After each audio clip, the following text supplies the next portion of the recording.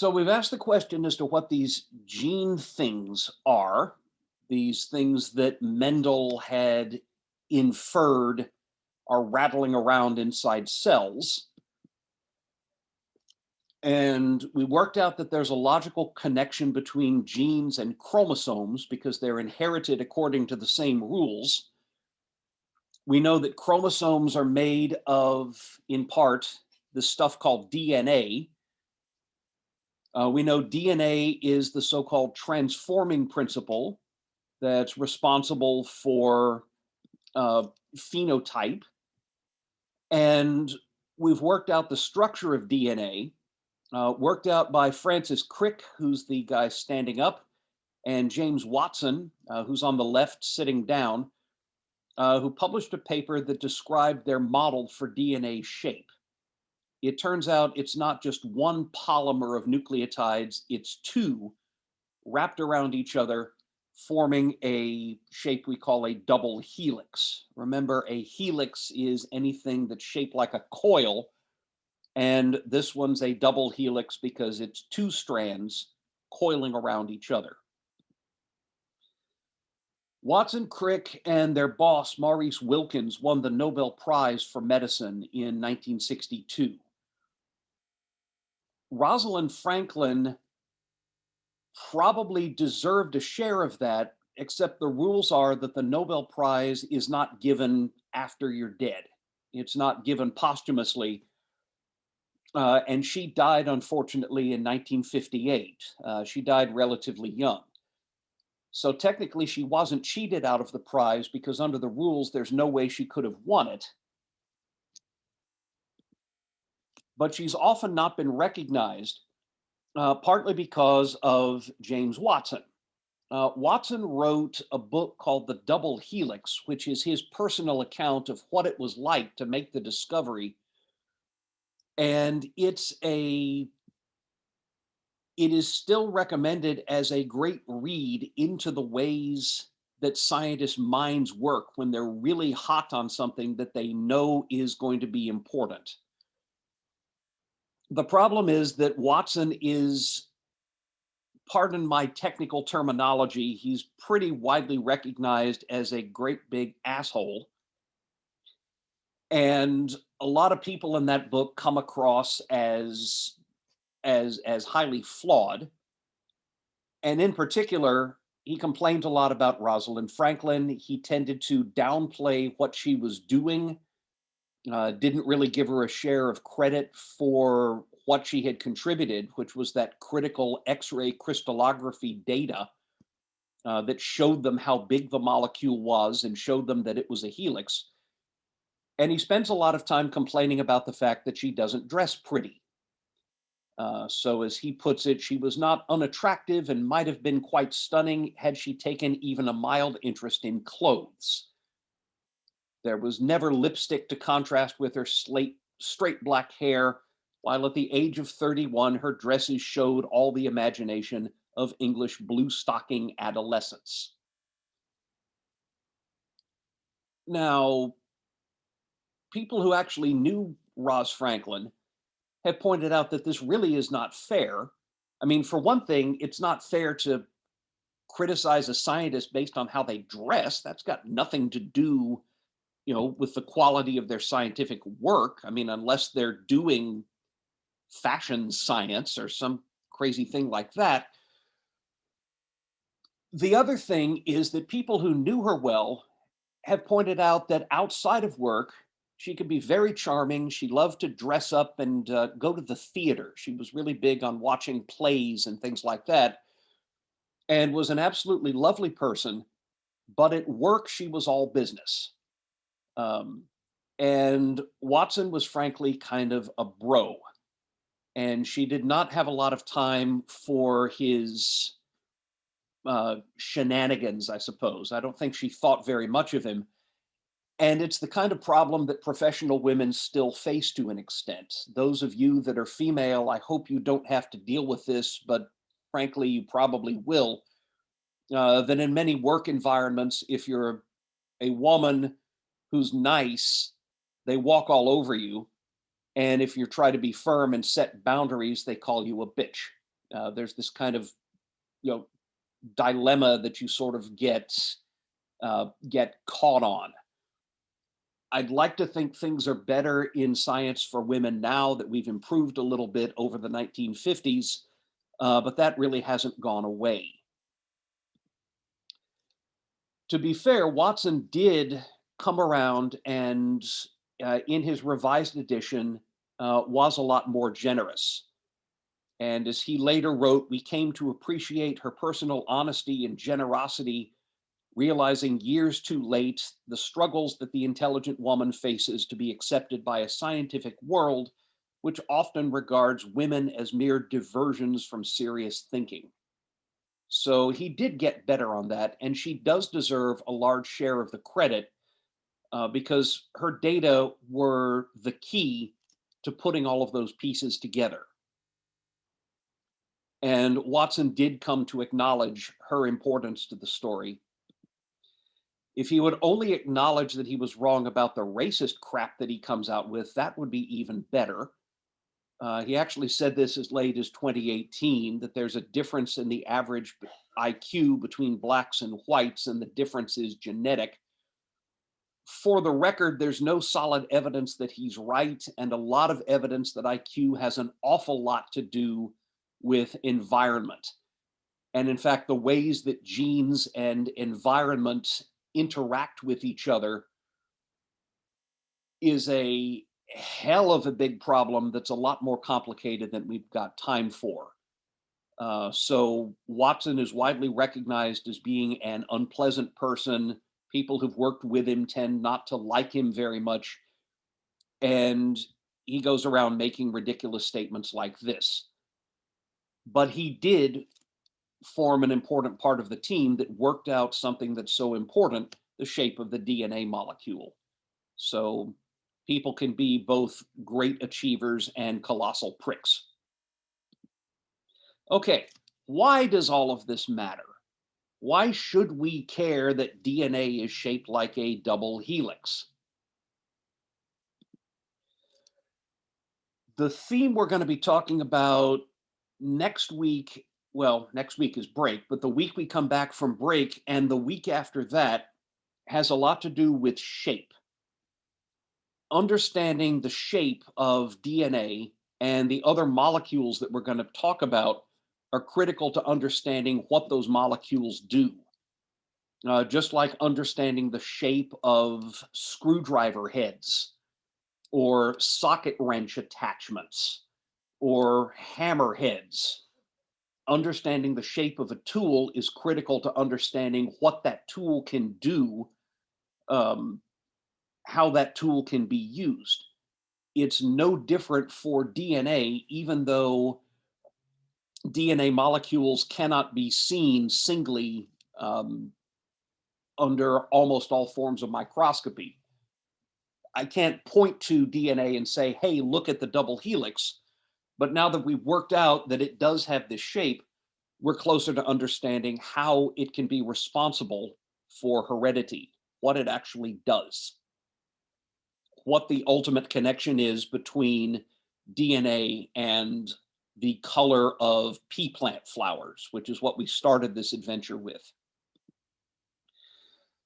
So, quick recap, DNA is a polymer, or to be a little more accurate, it is two polymers wrapped around each other. It's a double helix.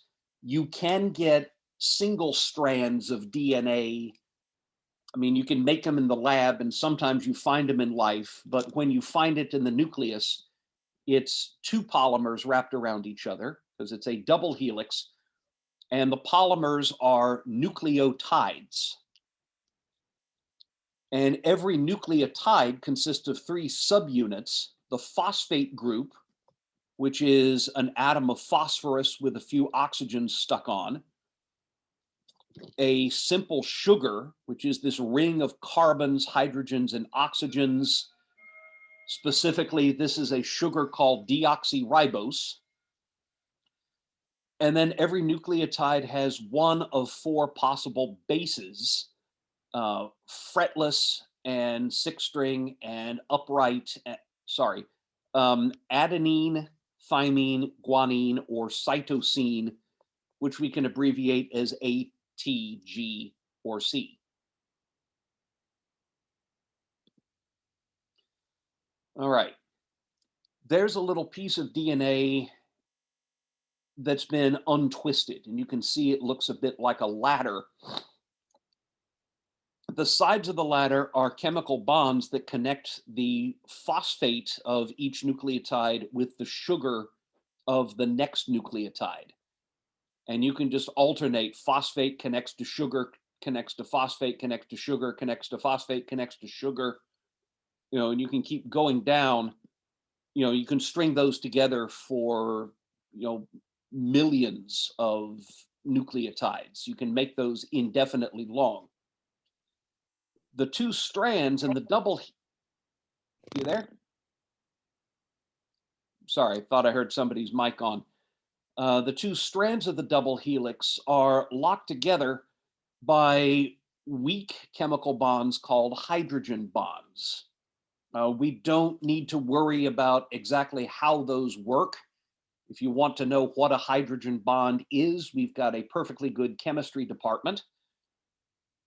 For our purposes, what you need to know is that hydrogen bonds are kind of like Velcro, in that it takes very little energy to break them and very little effort to remake them. I may be mixing my metaphors a bit, but you could think of DNA as being kind of like a zipper. It's not very easy to cut across a zipper, but you can unzip one quite easily just by pulling the little zipper tab, right? The point of having a zipper is that it's easy to separate a zipper and easy to rezip a zipper. And DNA, in a similar way, is held together by these hydrogen bonds that are easy to unzip and easy to zip.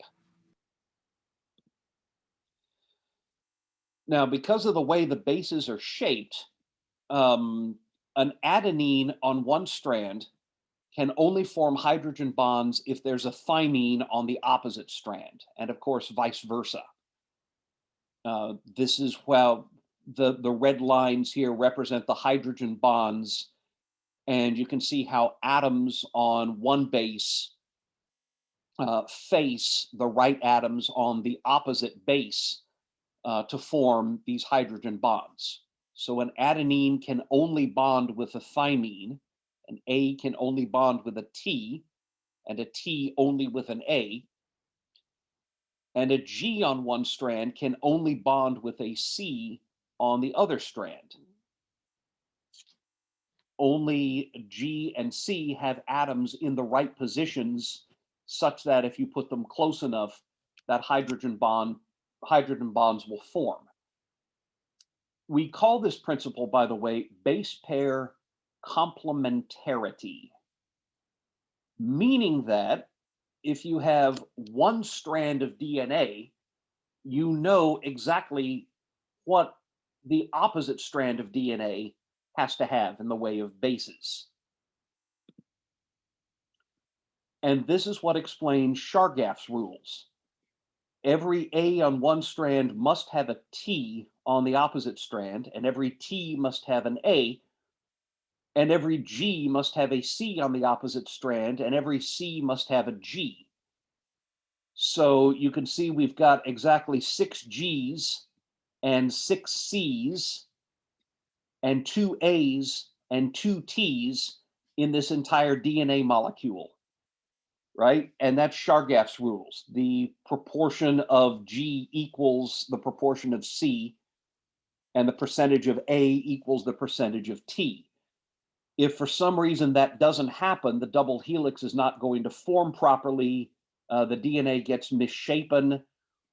And like if we took this T right here and changed it to something else, one of these hydrogen bond rungs wouldn't form properly, and the DNA molecule would have a little kink in it and it wouldn't work. We've got ways that a cell can fix that, but let's not get ahead of ourselves. There we go. So this principle of base pair complementarity is the reason why Chargaff's rules work. And it's also the key to DNA replication. In that mysterious S phase in interphase, when a cell is making new chromatids on its chromosomes, this is what's really happening. DNA is being duplicated, and that means the hydrogen bonds holding these two strands together unzip, and the two unzipped strands move apart. Hey, look, it's computer animation. There. Yeah. Can't understand why Pixar's not calling. The two unzipped strands move away from each other, and then new strands assemble, each of which is using one of the old strands as a pattern. So over here on the left, this strand says G, G, G, A, T, C, C, C. Well, every C has to have a G on it, and every T has to pair with an A, and every A must pair with a T, and every G must pair with a C. So if we have one strand, a cell can make the complementary strand following these rules. I'm kind of leaving out as to what does the actual heavy lifting. For the moment, we can say it's leprechauns that are assembling these new strands of DNA. It's actually called DNA replicase enzymes, but I want to talk a little more about enzymes before I explain what those are.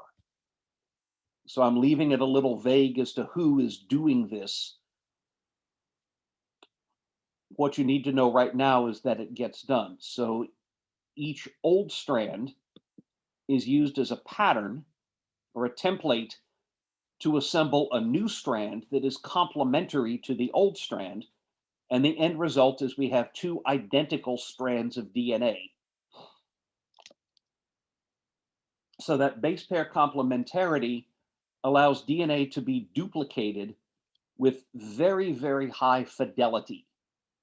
You can make virtually exact copies of any piece of DNA. And this is what you do, every cell of yours does whenever it goes into the S phase and prepares for division. So each strand, there's another picture. Each strand of a DNA molecule is used as a template to make the complementary strand. When DNA replicates, it unzips, and each strand becomes the pattern for assembling a new strand. The work of the assembly is done by some specialized complex molecules called DNA polymerases. We'll get to those later. For right now, you can pretend that they're miniature leprechauns, but we'll improve on that understanding coming up.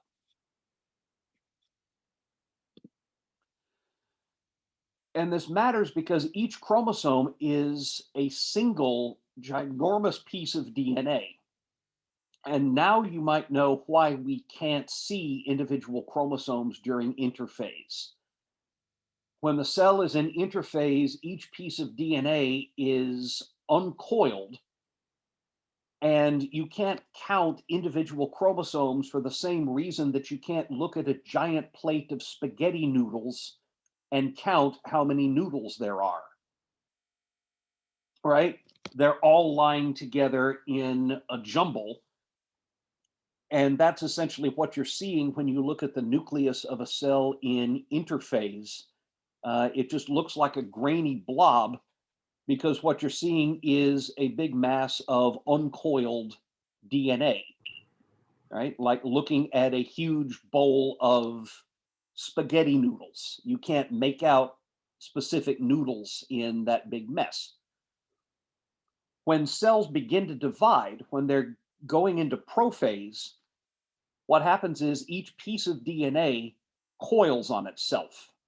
I mean, DNA is already a coil, it's a double helix shape, but each piece of DNA begins wrapping itself around some specialized proteins, a type of proteins called histones.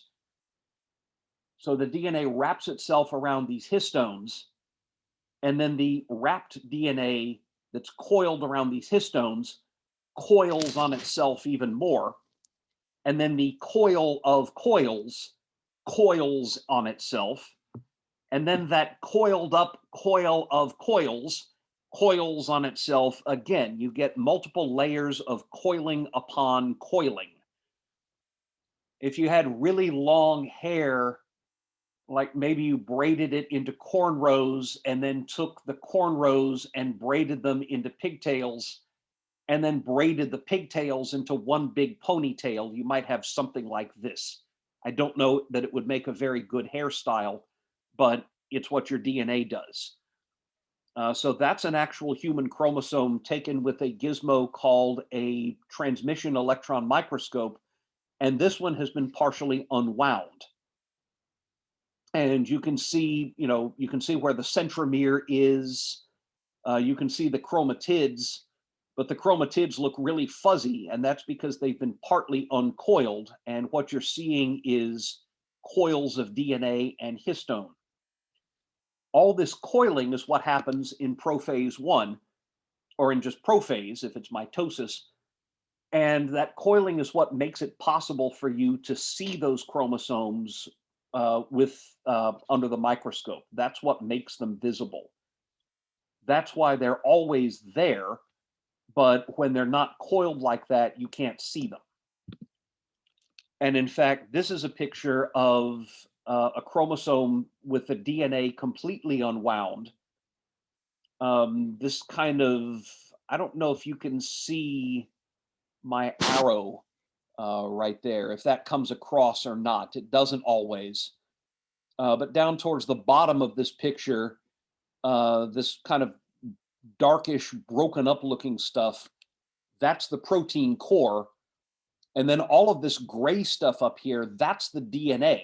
And if you look up here at the edge, you can actually see the DNA forming loops and things. Okay, just like a ginormous bowl of spaghetti. So that's a chromosome that's been completely uncoiled. And it turns out that if you could take every chromosome out of one diploid human cell and uncoil every chromosome and lay all of that DNA end to end, you'd end up with about 6 feet of DNA. Every one of your diploid cells is got about 6 feet of DNA in it, which is kind of a lot. And replicating that DNA, unzipping that double helix, and using each strand to make a complementary strand is what happens in the S phase of the cell cycle. So now you know why you can't see chromosomes in a cell at interphase. And each chromosome replicates to form 2 copies. Those are the 2 chromatids stuck together at the centromere, stuck together at that central point where the chromatids come together. So each chromosome is basically one great big long piece of DNA. And then in the S phase, each chromosome develops a duplicate that's stuck, and the 2 are stuck together. The chromosome and its duplicate are stuck together at the centromere.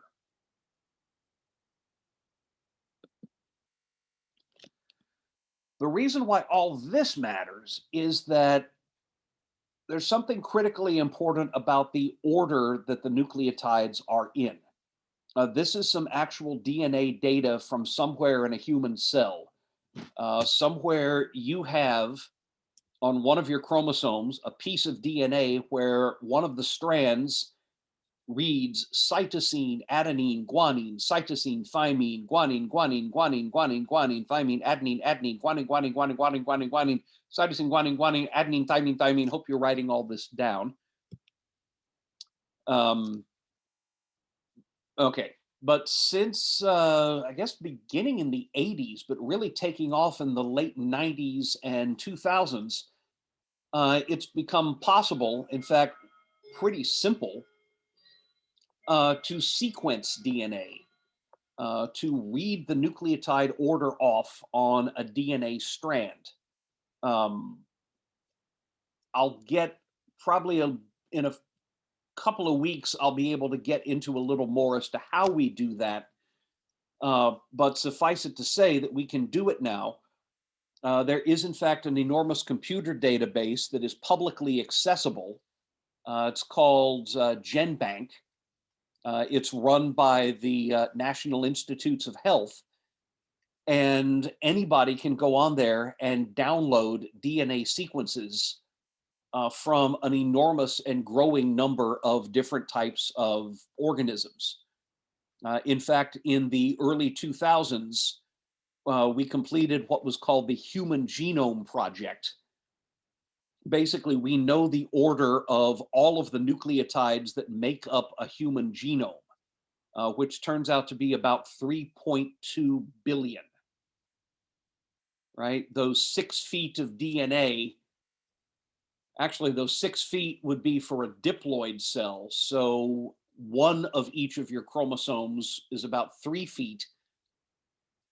If we put those chromosomes end to end uncoiled, and that makes 3.2 billion nucleotides.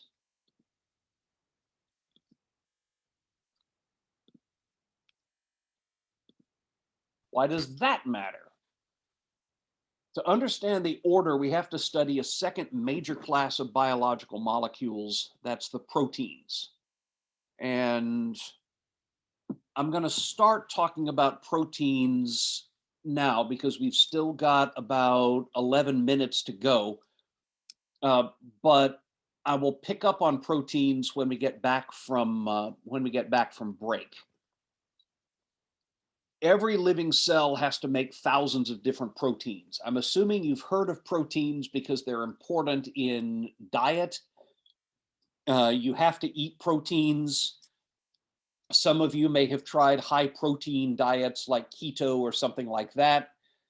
You can read about protein content of different foods if you read labels in the grocery store, like my mom does.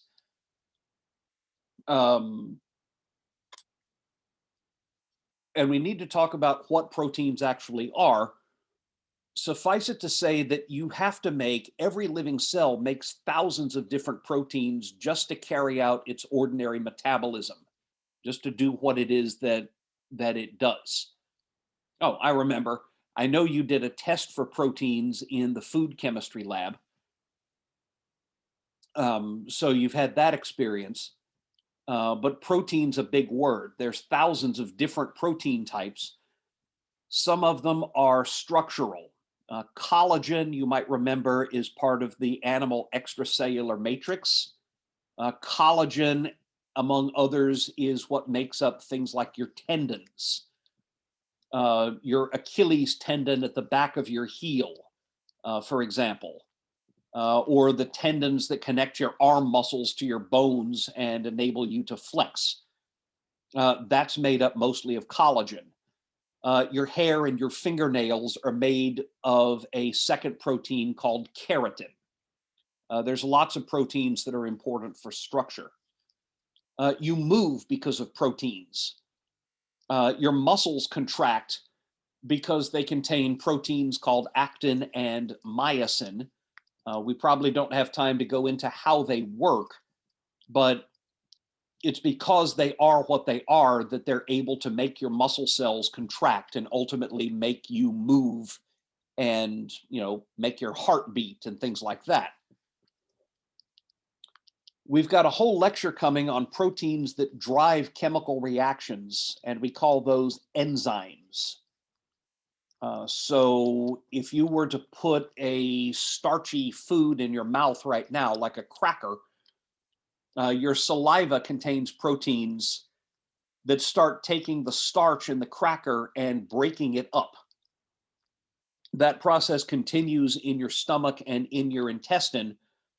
When it's done, the starch of that cracker is broken down into simple sugars, which your body can absorb and use for its own purposes.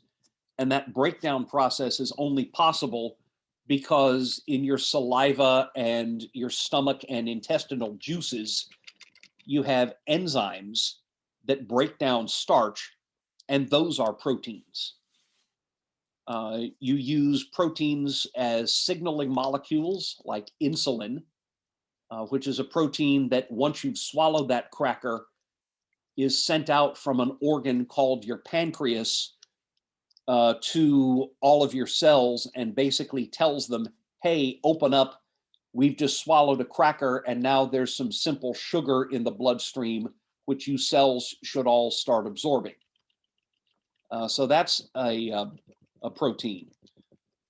The stuff that carries oxygen in your blood cells, that picks up oxygen molecules at your lungs and releases them everywhere you're needed, is also a protein. It's called hemoglobin. And there's more. There's tons more. There's practically not really endless, but a ridiculously large number of proteins that your body has to make. Proteins are polymers of amino acids. You may have heard the term amino acids before, especially if you're majoring in or you have studied nutrition.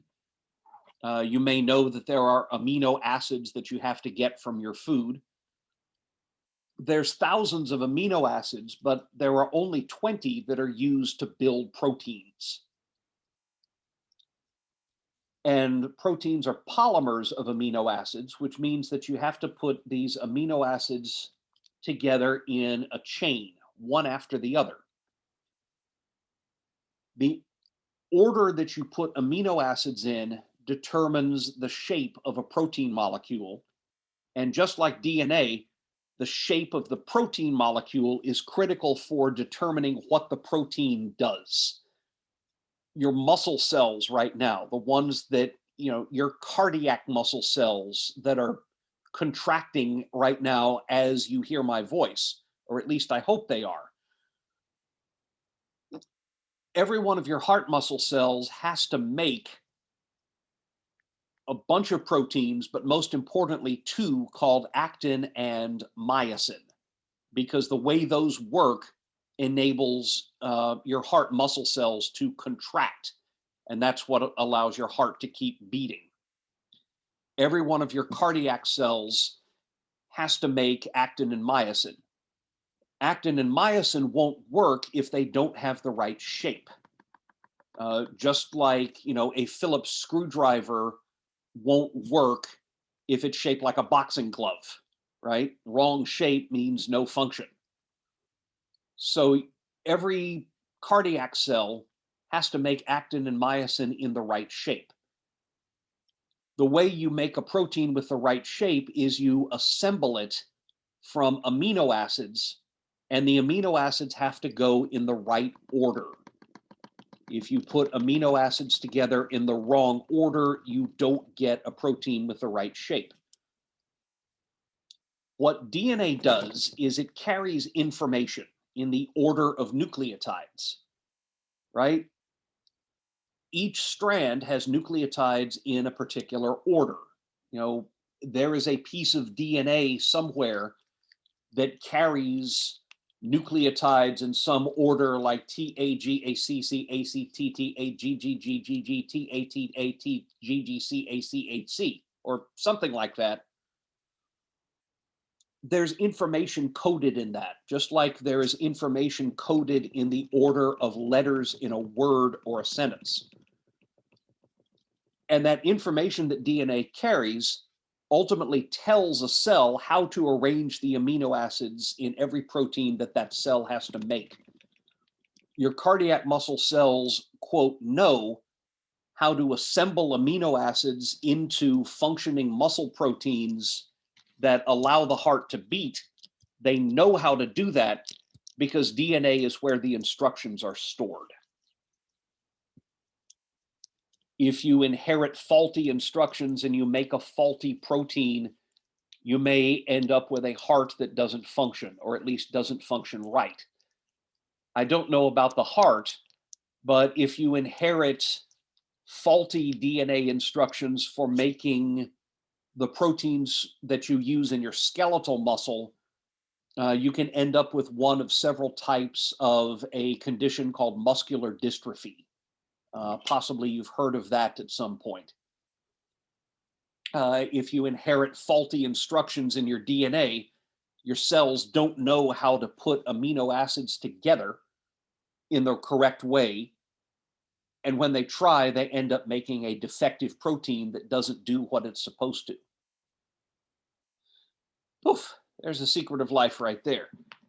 Okay, there's actually, as I said, thousands of amino acids. Only 20 are used to assemble proteins. If you look at this Red Bull can, you'll notice that it contains, up there at the top, it says with taurine, lightly carbonated. Taurine is an amino acid. I'm not entirely sure how it works in keeping you awake and fueled up for a late night study session or whatever it is you do with it. I'm not quite sure how taurine works, but I can tell you it's an amino acid, but it's not one of the 20 that's used to assemble proteins. What's another one I've seen? I don't know if these work, but if you're into physical conditioning, maybe you've seen this. I've seen supplements and energy drinks that contain something called carnitine. I think it might be Monster that contains carnitine. That's another amino acid, but it's not one of the 20. What makes an amino acid is it's got three major parts. There's a central carbon in the middle that kind of holds it all together. That one's not shaded in. On one side of that carbon, you have a nitrogen and a couple of hydrogens. That's called the amino group, hence the name amino acid.